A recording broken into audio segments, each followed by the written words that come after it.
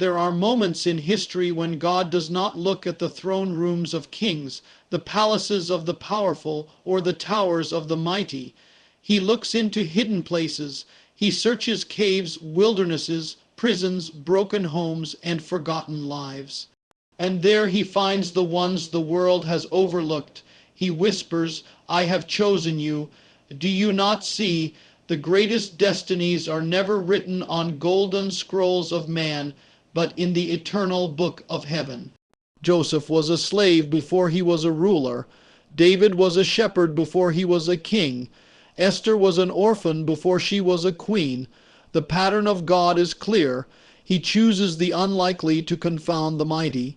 If you have been rejected, if you have walked through fire, if you feel the world has passed you by, hear this: that mark upon you is not a curse, it is a sign that heaven has already stamped your life with destiny.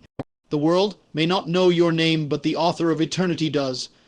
And when God calls you chosen, no power on earth, no demon in hell, no betrayal, no storm, no prison can erase it.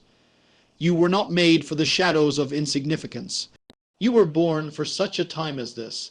God has chosen you, and some of you listening to me right now are destined for greatness beyond what you can imagine. The mystery of divine selection. There is a mystery that runs through the fabric of history, a thread unseen by the eyes of men but woven by the hand of God. It is the mystery of divine selection, the mystery that some are called, chosen, and set apart for purposes far greater than themselves. From the beginning of time, heaven has marked individuals not according to the standards of kings or rulers, but according to the hidden will of the Almighty. When God chooses, he does not look at the outward appearance, nor does he measure a man by his wealth, his strength, or his social standing. He looks deeper. He searches the heart. This is why his selections often seem to confound the wisdom of the world. Humanity elevates the mighty, but God elevates the humble. Men crown the skilled and polished, but God crowns the broken vessel so that his glory, not theirs, will shine. Consider Abraham, an idol worshiper in a land of pagan gods. Nothing in him, by worldly measure, qualified him to be the father of nations. Yet the mystery of divine selection fell upon him. The voice of God called him out from Ur, and through that one chosen man, the covenant of eternity began. What seemed ordinary in the eyes of man became extraordinary in the plan of God. Look at Moses, a fugitive, a shepherd hiding in the wilderness, burdened by the weight of his past. By all accounts, his life was over, his destiny squandered. But the mystery of divine selection came to him in the flame of a burning bush. God does not choose the mighty to do his work. He makes mighty those he chooses. And Moses, the stuttering exile, became the deliverer of Israel. Think of David, the youngest son, left in the fields while his brothers stood before the prophet Samuel. No one thought to call him in. He was overlooked, forgotten, dismissed. Yet the mystery of divine selection passed over the strong and handsome and fell upon the shepherd boy. Oil was poured upon his head, and heaven declared, "This is my king." Man did not choose him, but God did, and that made all the difference.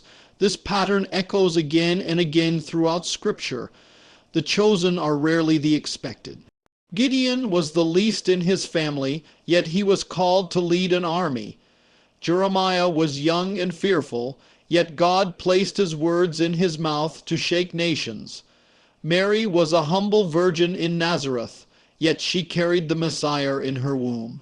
God delights in choosing the weak, the rejected, and the unqualified, so that no flesh may boast before him. This is the mystery of divine selection. It is not about worthiness, it is about willingness. It is not about the qualifications of man, but the calling of God. Heaven's criteria are not bound by earth's judgments. The very things the world despises, God treasures. The very ones the world casts aside, he raises up. And here lies the revelation for you. If you have felt overlooked, rejected, underestimated, you are in the perfect position to be chosen. The world's dismissal of you is not the final word. God's election is higher than the opinion of men. The cracks in your life, the scars, the broken pieces, these are not disqualifications. They are invitations for the glory of God to shine through you. But to be chosen is no small thing. It is not a crown of ease. It is a call to surrender. Abraham had to leave his homeland, Moses had to face Pharaoh, David had to endure years of exile, Mary had to bear reproach. To be chosen means to be set apart, to carry a weight that others will never understand.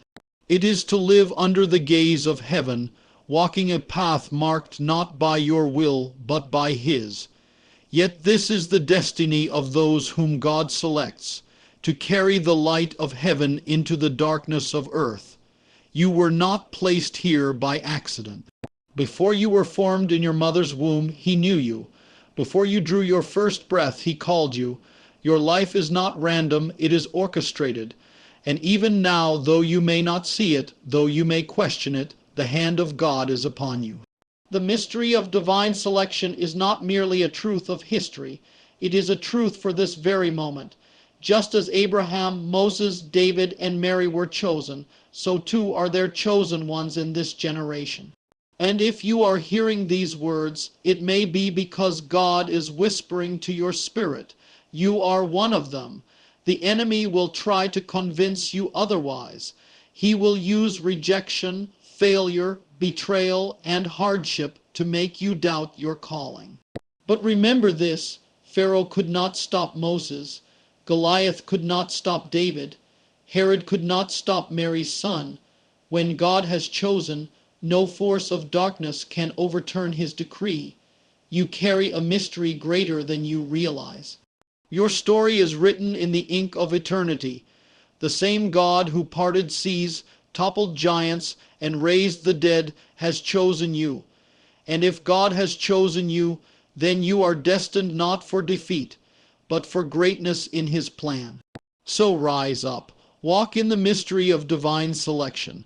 Do not measure yourself by earthly standards, for heaven has already measured you and declared you chosen.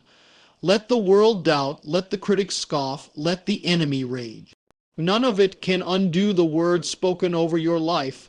You are mine, you are chosen, you are destined for my purpose. The pattern of the chosen, if you look across the pages of Scripture, you will see a divine pattern, a design of heaven repeating itself from age to age.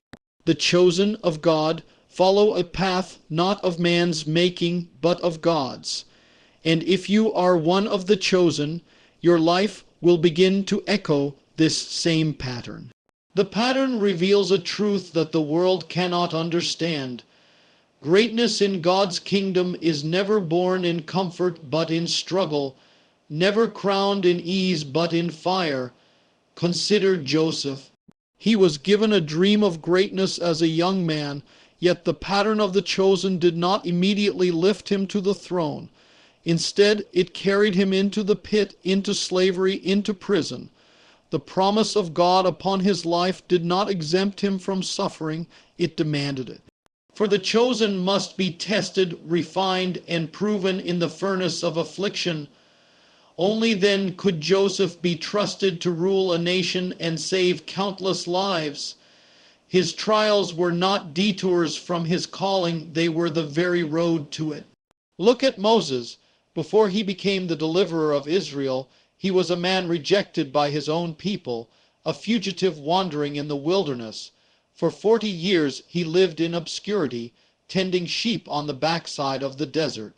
By human eyes it was wasted time. By heaven's eyes it was preparation. The pattern of the chosen often hides them in wilderness seasons where pride is broken, self is stripped away, and the voice of God is learned. It is in these hidden years that destiny is forged. David followed the same pattern. Anointed as king in his youth, he did not ascend to the throne immediately. Instead, he walked through betrayal, exile, and pursuit by Saul. He was hunted like an animal, forced to hide in caves, betrayed by those he trusted. Yet all the while the hand of God was shaping him into a man after his own heart. The chosen often live between anointing and appointment, carrying a crown in heaven while wearing rags on earth. But this delay is not denial, it is divine design. Even Esther bore this pattern. An orphan girl, powerless and unknown, she was taken into a pagan palace. She endured silence, concealment, and risk. Yet in the appointed moment, she was lifted to her place of destiny, not for her own glory, but to preserve her people. The chosen are often placed in positions not of their seeking, but of God's sending, so that in the hour of crisis, their lives become the answer heaven has prepared. The pattern continues in the New Testament. The disciples were fishermen, tax collectors, zealots, ordinary men with no prestige, yet they were chosen to shake the nations. Paul was a persecutor of the church, yet he was chosen to carry the gospel to the Gentiles. Each one walked the same pattern, called from obscurity, pressed through adversity, transformed by encounter, and released into destiny. And this is where the revelation becomes personal. If your life has followed the path of rejection, trial, or wilderness, it may not be a sign of abandonment, but of election. The chosen rarely have smooth roads. They are often misunderstood, opposed, and resisted. They may be cast aside by men, but they are never forgotten by God. The pain you have endured, the battles you have fought, the loneliness you have carried, these are not accidents. They are confirmations. You are walking in the same footsteps as the chosen before you. Understand this. The pattern of the chosen is not random, it is purposeful. God allows his chosen ones to be pressed so they may release the fragrance of his glory. He allows them to be broken so his power may shine through their weakness. He allows them to be hidden so that when they are revealed, no one can deny it was the hand of God. The chosen are set apart not for their own honor, but for his. But there is another side to this pattern. With calling comes opposition. The chosen always attract resistance. Just as Pharaoh rose against Moses, just as Saul rose against David, just as Haman rose against Esther, so too will forces rise against you. The enemy fears the chosen because he knows their destiny is dangerous to the kingdom of darkness. But this opposition is not a sign to quit. It is proof that you are marked. Do not despise the process. Do not curse the wilderness. Do not mistake rejection for disqualification. These are all parts of the divine pattern. God is writing your story the same way he wrote the stories of Abraham, Joseph, Moses, David, Esther, Mary, and Paul. And if the pattern is the same, then the ending will also be the same: victory, fulfillment, and the revelation of his glory through your life. The pattern of the chosen is this: called in obscurity, refined in fire, opposed by the enemy, yet destined for greatness. And if you recognize this pattern in your own journey, take heart. You are not lost. You are not forgotten. You are not defeated.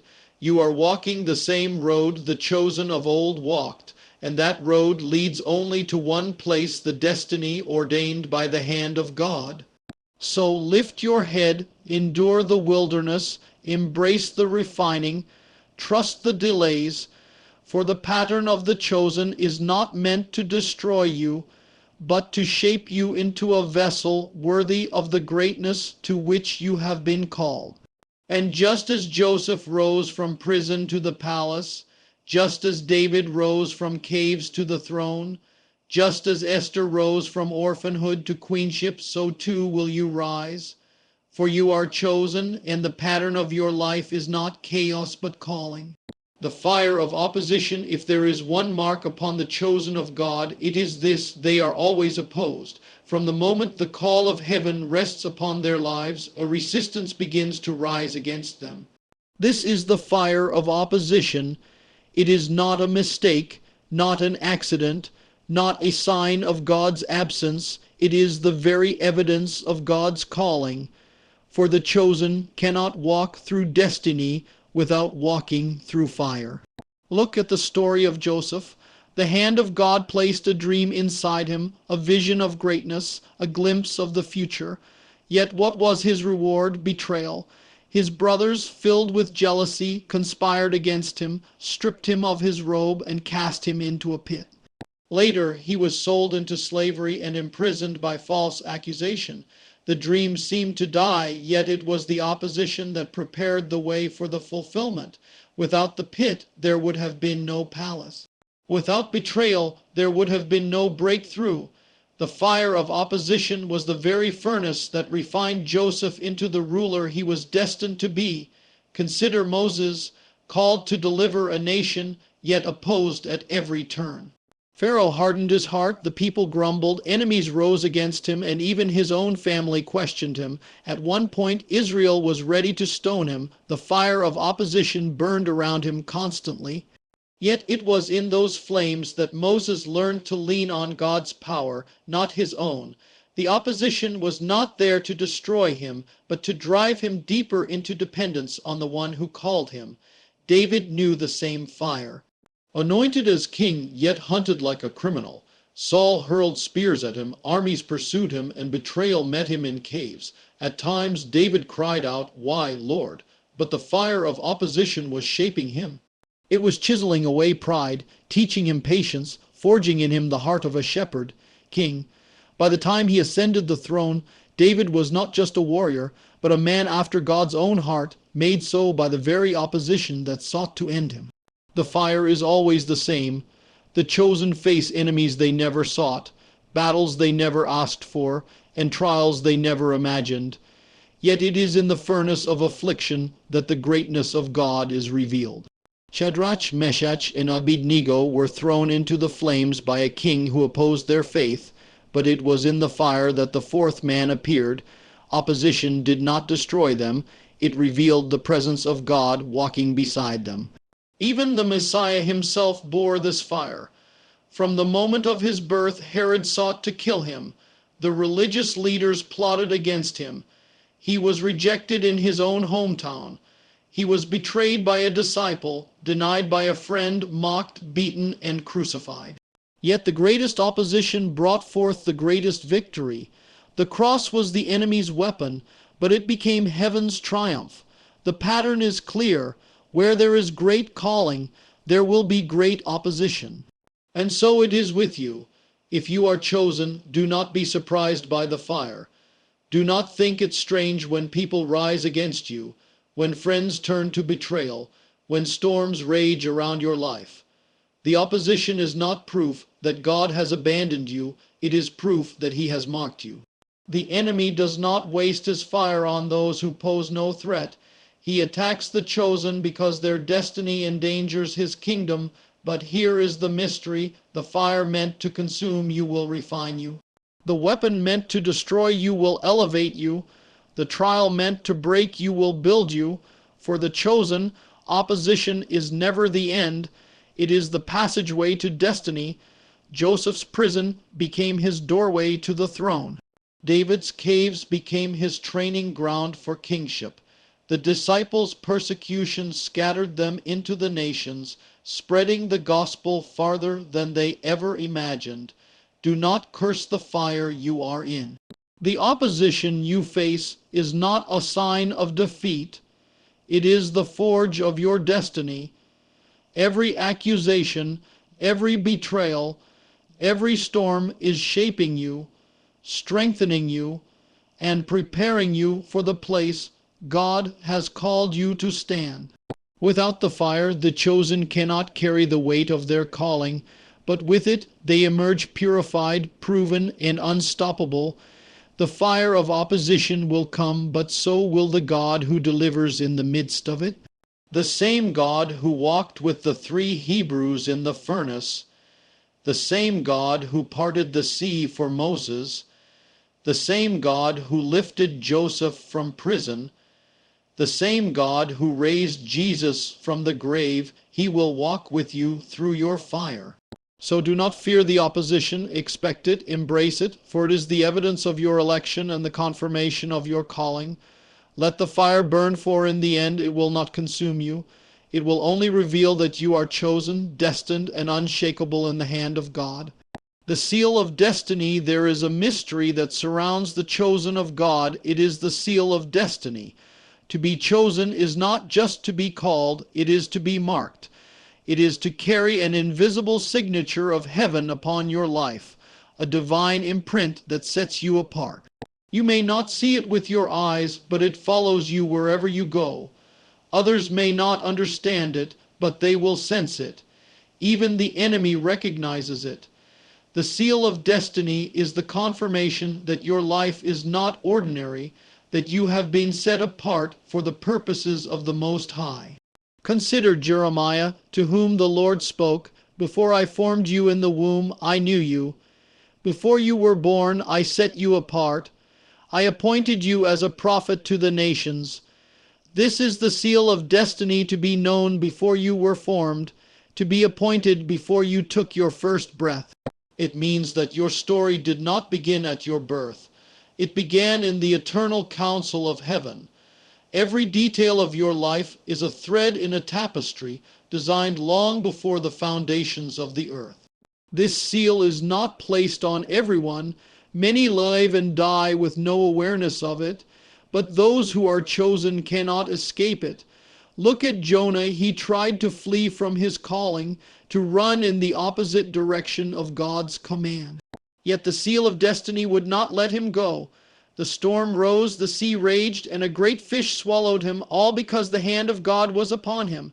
The chosen may stumble, they may resist, but the seal will draw them back. For when God has marked you, you cannot live like the rest of the world. David carried this seal. Even as a young shepherd, when no one saw his worth, heaven had already anointed him.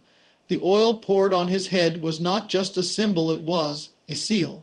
Though he returned to the fields, though he was hunted by Saul, though he lived in caves, that seal never left him. The throne was his not because men voted for him, not because circumstances favored him, but because heaven had decreed it. The seal of destiny is stronger than the opposition of men. This seal is both a blessing and a weight. To be chosen is to be favored, but it is also to be set apart.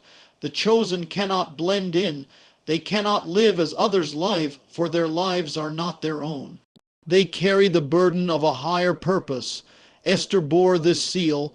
She could not remain silent when her people faced destruction. Her place in the palace was not random. It was sealed by destiny. For such a time as this, she was chosen. And that seal demanded courage, sacrifice, and faith. The seal of destiny does not always make life easier. In fact, it often makes it harder. The chosen are misunderstood, resisted, and sometimes despised. Jesus bore the ultimate seal. The Spirit descended upon him like a dove. The voice of the Father declared, "This is my beloved Son, in whom I am well pleased." Yet that very seal marked him for rejection, suffering, and ultimately the cross. To be sealed is to be consecrated. It is to be given not to your own plans, but to the will of the Father. But here is the hope. The seal of destiny is also the seal of protection. The enemy may rage, but he cannot override what heaven has decreed.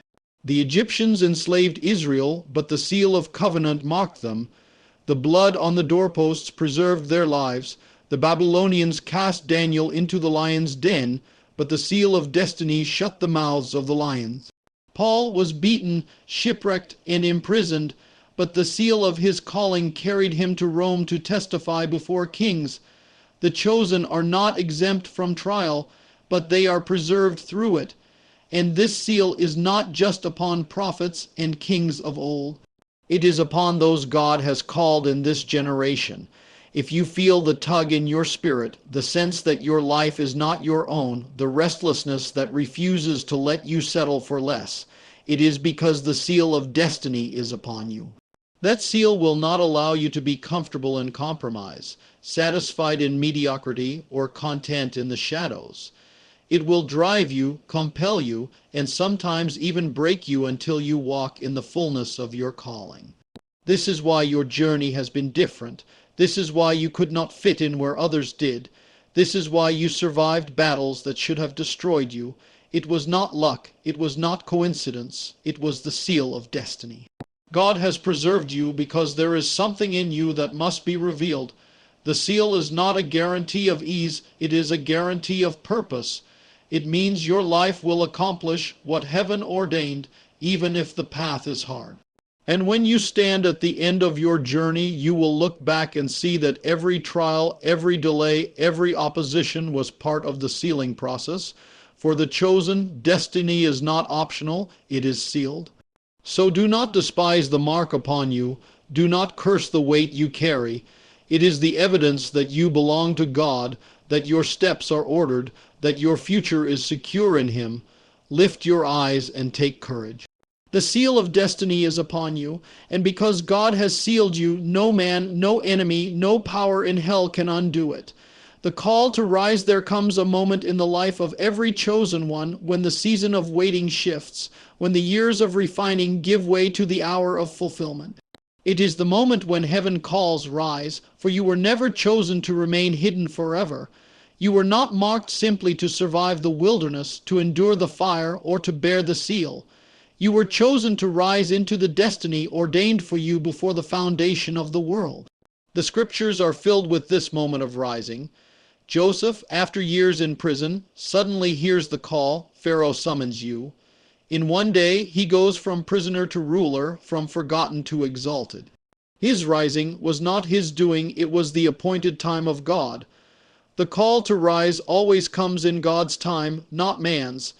And when it comes, no chains, no accusations, no prison walls can hold you back. David too knew this call. For years he fled, hiding in caves, wandering as a fugitive. Yet the day came when the tribes of Israel gathered and said, "You shall be king over us." The boy shepherd, the hunted warrior, the rejected psalmist now seated on the throne. The call to rise is always preceded by years of breaking, humbling, and shaping. But when it comes, the crown placed on your head is not just of man, but of heaven. Esther heard this call when the crisis of her people collided with her position in the palace.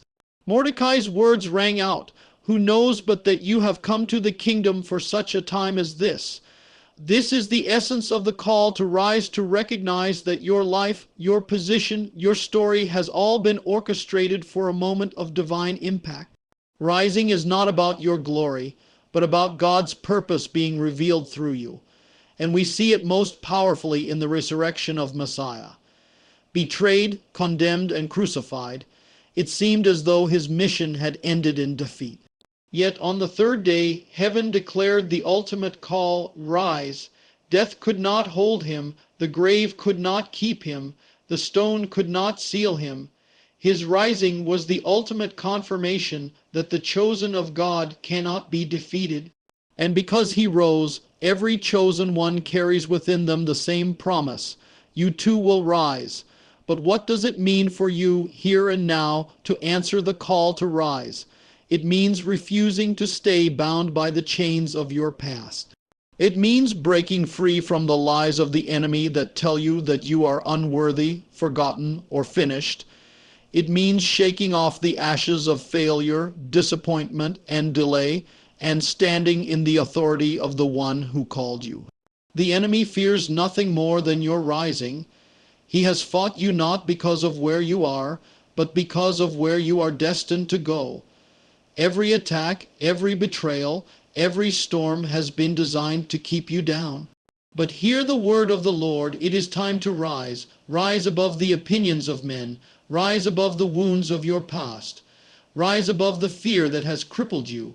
Rise into the calling that has been sealed upon your life. The call to rise is not just personal, it is prophetic for this generation. We live in an hour of shaking when darkness is increasing and hearts are failing. But in the midst of the shaking, God is raising up a remnant, a people chosen and set apart. Their voices will not be silenced, their light will not be hidden, their lives will not be wasted. The call is going out across the earth. Rise, chosen ones, for the time is short and the harvest is great. Do not wait for perfect conditions. Joseph did not wait. He rose from prison still bearing scars. David did not wait. He rose to kingship still carrying wounds. Esther did not wait. She rose in the midst of danger. The chosen rise not because the way is easy, but because the call of God cannot be ignored. This is your hour. This is your summons. Everything you have walked through, every battle you have fought, every tear you have shed has been preparing you for this moment. The delays were not denials, the trials were not wasted, the wilderness was not in vain. They were all leading to the same word, rise. So rise, child of God, rise, chosen vessel, rise, for your destiny awaits. Rise, for your voice is needed. Rise, for your light must shine in the darkness. Rise, because you were chosen not to be hidden, but to be revealed. Rise, because your calling is greater than your pain, greater than your fear, greater than your past. The trumpet of heaven is sounding. The call to rise is going forth. The only question is this: will you answer?